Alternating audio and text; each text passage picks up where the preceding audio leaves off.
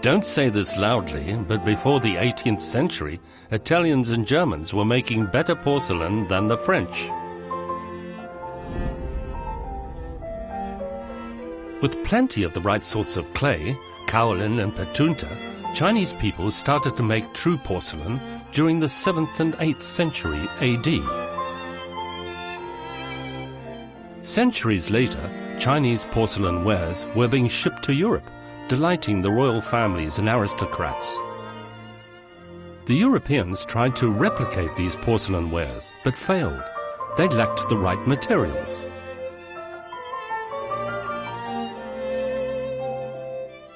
From 1575 to 1587 in Florence, Medici porcelain was an early attempt to make an imitation of Chinese porcelain with a soft paste basis. But this artificial porcelain was not very reliable and had to be fired at a lower temperature than the proper porcelain. It's still quite popular in Europe. In 1709, with kaolin clay found in Germany, Meissen produced the first hard paste porcelain in Europe. By that stage, the French had just got a grip on making soft paste porcelain. But before long, the Sèvres kiln was born. In the 18th century, there were a battle regarding the secret of the Chinese porcelain. So the story of Sèvres began in Vincennes, in the castle of Vincennes. There were two men trying to find the secret of the porcelain, and Madame de Pompadour was very involved in this secret. So she started to protect them, and to protect them regarding the Louis XV. These two men were the Dubois brothers, a sculptor and a painter, who were both in debt. They betrayed Chantilly and sold the secret of soft paste to the Vincennes factory, which was later re-established at Sèvres and favored by Louis XV, as well as his mistress, Madame de Pompadour. French art of living is about heritage, is about history, is about a lot of representations that we have. For Sèvres, for instance, it's quite related to the history of Madame de Pompadour and her influence. She was a person of great style, she had a great knowledge of art and style, and she's someone who put a lot of herself into Sèvres, and also it helped Sèvres to be very attentive to a lot of different inspirations, different styles, and the brand has kept evolving over time. And the French art de vivre, I think, is about this sophistication, but also this openness about other influences, about new styles, about new generations, about other countries as well, because she was, as you probably know, Madame de Pompadour was very influenced by the Chinese style, so she brought it as well to Versailles. Et une petite anecdote qui met en scène le roi Louis XV et Madame de Pompadour. C'est une légende probablement, mais c'est une histoire qu'on se plaît à raconter autour de la rose de Sèvres, qui est cette pièce très spécifique et très identitaire, très iconique de Sèvres, créée au XVIIIe siècle en biscuit de Sèvres, avec cette technique que vous avez pu voir dans les ateliers de pastillage. Eh bien, Madame de Pompadour a commandé plusieurs centaines de roses qu'elle a installées dans une des serres de son hôtel particulier à Meudon. Elle a invité le roi un soir d'hiver à venir visiter cette serre, et le roi était absolument émerveillé par ce parterre de roses magnifiques, odorantes, car les roses étaient parfumées. Simplement, ce n'étaient pas de vraies roses, c'était des roses produites en porcelaine par la manufacture de Sèvres.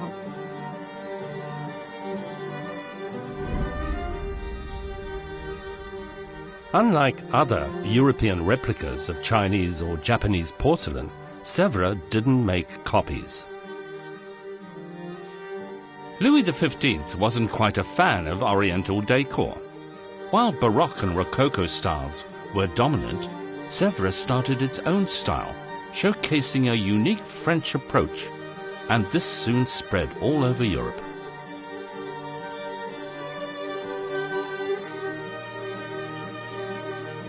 In 1768, researchers from Sèvres found kaolin in Limoges, which is an essential material for making hard paste. And thus, Sèvres opened a new chapter in its own history of porcelain. La porcelaine de Sèvres a des qualités très spécifiques. C'est à la fois la qualité du travail des artisans avec leur savoir-faire hérité de génération en génération, et c'est un savoir-faire technique, donc avec un très haut degré d'exigence. Et puis c'est aussi la matière, la qualité de la matière qui est blanche, transparente, translucide, très fine, très délicate. Et puis cette dimension qui est la dimension artistique et qu'on retrouve dans toutes les pièces de Sèvres, dans toute l'histoire du XVIIIe siècle jusqu'à aujourd'hui. Et c'est dans cette collaboration entre les artisans et leur savoir-faire, les artistes et puis cette qualité de la matière qu'on trouve la spécificité et la délicatesse de la porcelaine de Sèvres. Alors c'est une pièce qui a été créée au XVIIIe siècle, en 1760. C'est une commande de Madame de Pompadour. Pour nous, qui sommes au XXIe siècle, donc près de 300 ans après la création de cette pièce originale, eh bien c'est un vrai challenge pour nous de recréer une nouvelle édition de cette œuvre, parce que cette pièce n'avait pas été créée depuis le XVIIIe siècle.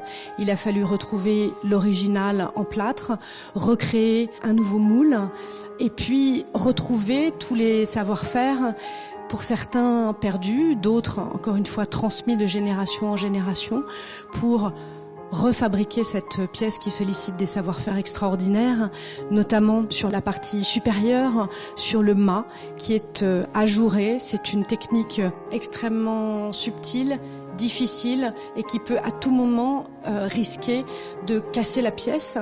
Et quand la pièce est cassée, même fêlée, il faut tout recommencer. C'est 2 ans de travail de recherche, c'est 1 an de travail de réalisation pour fabriquer toute cette pièce.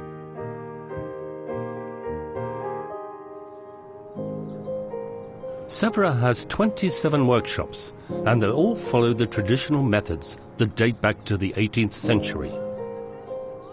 Alors nous avons à Sèvres des archives et des pièces historiques et des moules qui datent de la création, de la fondation de la manufacture, donc du XVIIIe jusqu'à aujourd'hui. Ces modèles, ces moules nous servent aujourd'hui pour 2 choses. À la fois, bien sûr, pour continuer à faire des pièces comme on les réalisait au XVIIIe siècle. Donc un moule qui a été créé au XVIIIe siècle peut encore nous permettre d'éditer des pièces à la manière donc des artisans du XVIIIe siècle. Et puis certains des moules ont été abîmés, soit parce qu'ils ont servi à éditer beaucoup de pièces, et donc il y a une forme d'usure du moule. Et ces moules abîmés par cette usure ou bien par l'usure du temps tout simplement, nous sont extrêmement utiles pour refaire de nouveaux moules ou pour découvrir la manière dont les artisans ont travaillé au XVIIIe siècle. Nous avons à ce titre mené un projet tout à fait passionnant pour une exposition en 2015, une exposition qui s'appelait La Manufacture des Lumières et qui montrait des sculptures en biscuit de Sèvres et toutes les esquisses, toutes les sculptures en terre cuite qui avaient permis de réaliser ces sculptures en biscuit, et les moules également qui ont fait l'objet de restauration et d'une analyse très approfondie. Et ce qui a été très intéressant, c'est que ce travail a été mené à la fois par les artisans et les spécialistes de la manufacture, mais en même temps avec toute l'équipe de conservateurs du musée, car Sèvres, c'est à la fois la manufacture et le musée, et c'est en réunissant cette double expertise à la fois des artisans et des conservateurs que nous avons cette capacité à la fois à retrouver, à transmettre, à conserver notre histoire et à la rendre encore très vivante aujourd'hui.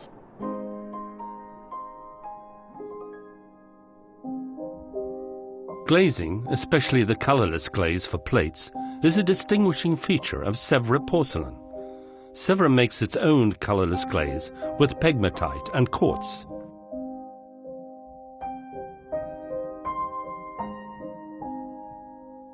it can be applied very thinly.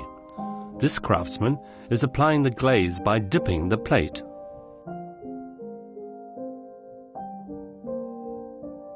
Different actions are needed depending on the modeling of the porcelain.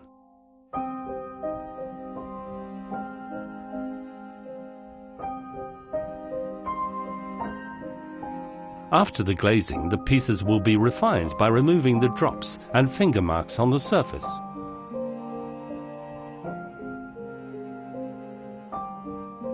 Then they go to the kiln to be fired at 1380 degrees centigrade with a low level of oxygen. Practice and patience makes it perfect. La particularité des métiers de la manufacture, c'est que déjà il y en a 27. Ils sont tous différents, ils sont interdépendants et ils demandent tous, ils exigent tous un savoir-faire très précis, très particulier, qui nécessite plusieurs années de formation.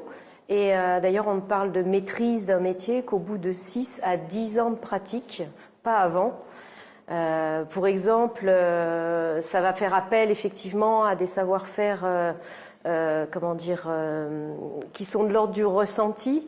Vous êtes obligé de tenir compte de la matière, de sa qualité, mais il faut trouver le bon geste pour la travailler, pour la maîtriser, parce que sinon elle ne vous le pardonne pas. Et je peux prendre comme exemple le pastillage, qui consiste à façonner des petites fleurs ou des feuilles directement à la main avec des petites pastilles de pâte. Si vous travaillez la pâte trop longtemps, elle se sèche. Si vous y revenez trop de fois, elle va se fendre. Donc il faut savoir trouver le bon geste en fonction de la matière pour que l'élément que vous avez façonné garde sa fraîcheur. Et c'est ça qui est important. Et ça se maîtrise au bout d'un certain nombre d'années. Vous avez exactement la même chose dans tous les métiers. On a tendance à parler des métiers qui sont les plus valorisants visuellement, comme la peinture, le filage, tous ces métiers qui sont du décor pur. Mais cette maîtrise, ce ressenti de la matière, il faut l'avoir dès le départ, même au laboratoire quand on est sur la formule de la pâte, au moulin quand on la prépare. Quand il va préparer sa pâte, il va suivre une recette, mais il y a toute une part de ressenti, ce qui est de l'ordre de l'expérience, et cette expérience, évidemment, elle s'acquiert au bout d'un grand nombre d'années.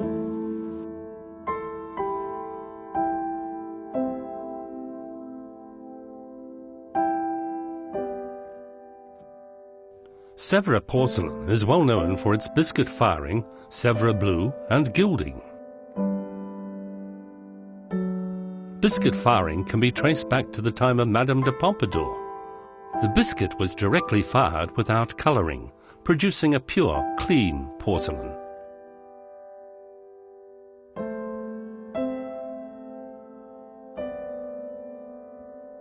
For so many years, through the ups and downs of the French regimes, Sèvres has always been adored throughout the country. With strong financial backing, Sèvres keeps on searching to enhance its unique style. The Sèvres blue is one of the secrets that make it unique. The blue comes from cobalt oxide. Different brushes are used to paint different parts of the body. The colouring process involves drying it 3 times, and the finished colour can only be seen after a firing at 980 degrees centigrade and then another firing at 1360 degrees.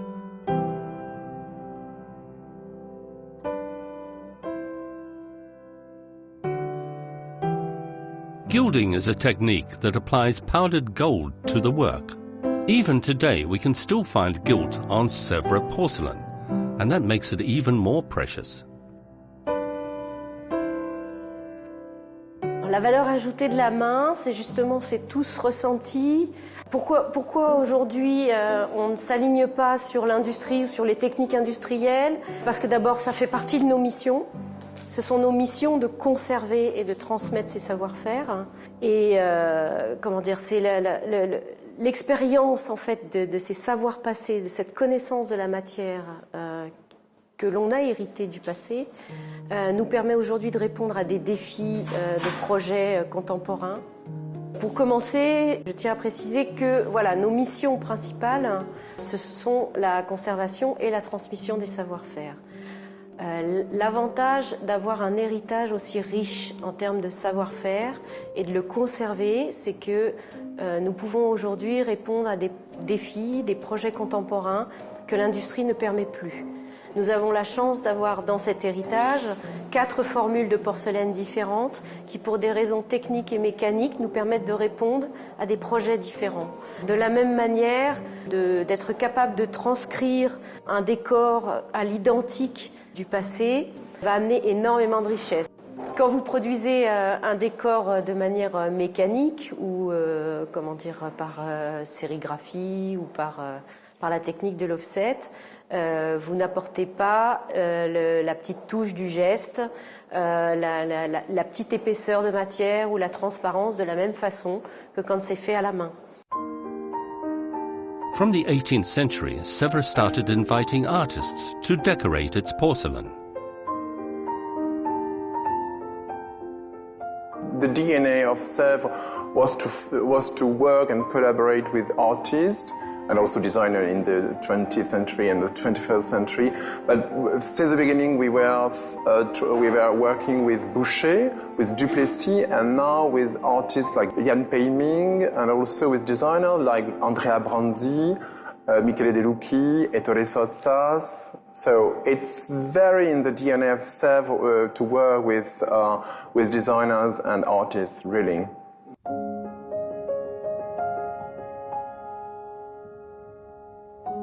And now the artists have helped refresh the old brand and created unexpected masterpieces with their own understanding of porcelain. Donc mon inspiration vient pour cette série-là du Songe de Polyphile, qui est un livre de la Renaissance italienne et puis après française, qui raconte l'histoire de Polyphile, un jeune homme qui est amoureux d'une femme qui s'appelle Polia et qui part à l'aventure la rechercher en rêve. Donc ce qui est la spécificité de ce livre, c'est que tout se passe dans un rêve. En voyant le résultat, forcément j'étais très ému. Je pense que je l'étais en plus maintenant qu'au moment du démarrage du four. Hein. Parce que là, je vois vraiment le résultat de tout ce que j'ai fabriqué. De tenir dans les mains les vases, c'était émouvant. Et après aussi, j'étais très content de voir le résultat de la brillance de l'émail qui rend très bien, la profondeur du noir qui est très belle, le rouge aussi qui est pas exactement le rouge que j'imaginais, mais qui en même temps marche bien, je pense, qui a une belle profondeur et qui... ça fait un bel équilibre entre les 3 couleurs que j'ai choisies. Et comme je sais que c'est des couleurs qui sont difficiles et que c'était expérimental, je suis très content du résultat.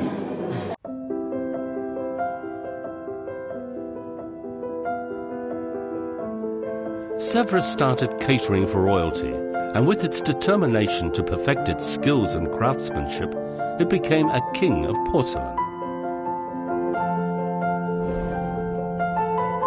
Nowadays, Sèvres produces porcelain for trade, as well as unique pieces for collectors, which take extra time and patience.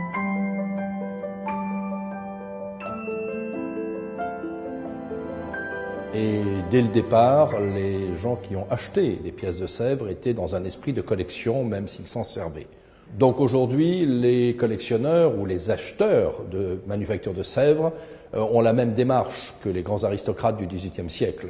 Ce sont des gens qui ont le goût de l'exceptionnel, qui ont les moyens de l'exceptionnel, car évidemment, Sèvres coûte cher, qui ont la patience de l'exceptionnel, mais la satisfaction qui peut être celle du collectionneur lorsqu'il reçoit l'œuvre qu'il a commandée ou l'œuvre qu'il a achetée va être elle aussi exceptionnelle.